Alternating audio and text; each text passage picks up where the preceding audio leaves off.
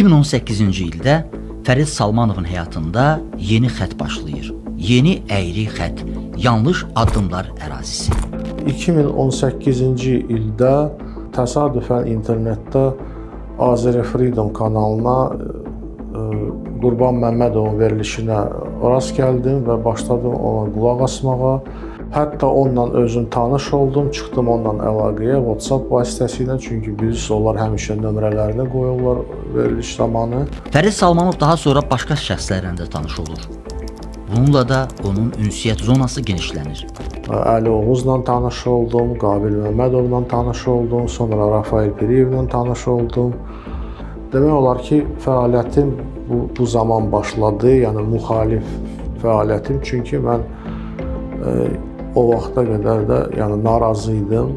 Axır zamanlarda mənim əlaqələrim yaranmışdı Zəki bəy Səlimovla və Elman Əliyevlə, Ekstrasens Elman kimi tanınmış blogerlərlə.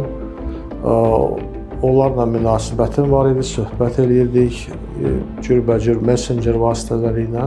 Beləliklə, Fərid Salmanov Moskva Beynəlxalq Əlaqələr Universitetinin məzunu, bilik və bacarığını ixtisası üzrə deyil, göründüyü kimi iri miqyaslı dələduzluğa, şantaja, təhdidə, bir sözlə beynəlxalq cinayətə həsr eləyir.